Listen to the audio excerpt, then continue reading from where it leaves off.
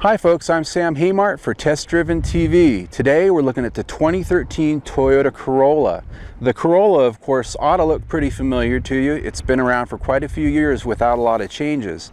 And for the 2014 model year, it's going to be coming out with an all-new design inside and out. But this car has sold tens of thousands of copies because it has a reputation for reliability and rock-solid efficiency.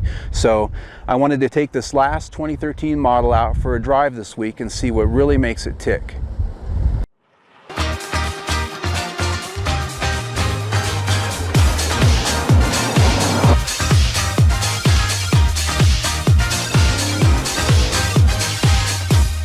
While the current Corolla is more than 10 years old, only having a few styling updates here and there, it still sold over 24,000 copies last month. At that number, it still outsells much of its competition despite offering less exciting design, fewer features, and less option content.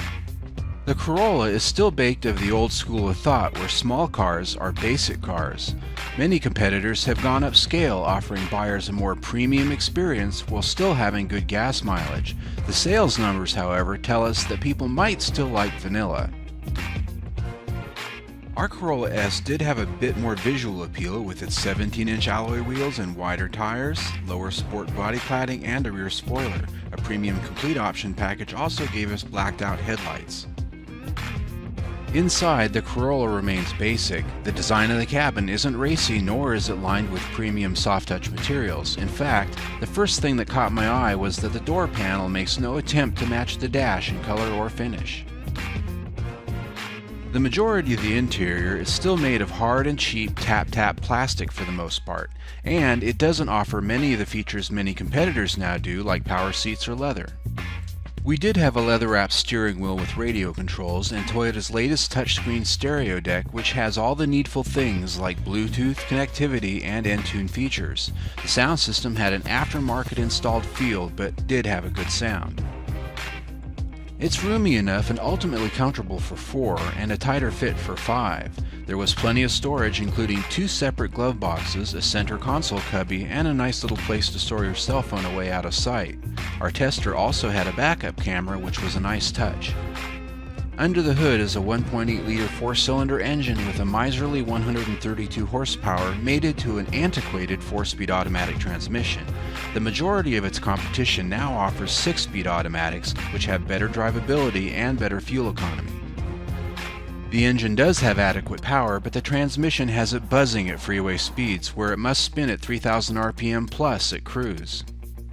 While hampered by the old-school transmission, we still managed to achieve an average of 34 miles to the gallon combined with the Corolla, precisely as it promises for highway-only driving. That's 5 miles to the gallon better than the EPA rating of 29 miles per gallon combined.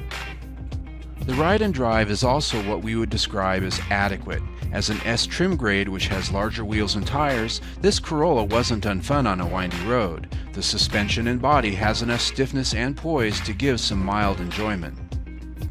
On the highway, however, road noise was high, and tire slap over pavement irregularities is ever present. This is something that was acceptable 10 years ago when this generation Corolla made its debut, but competitors have become far more refined in the last few years. Well, as we wrap this up, as I said, the 2013 Toyota Corolla doesn't quite live up to some of its competitors in a few key areas.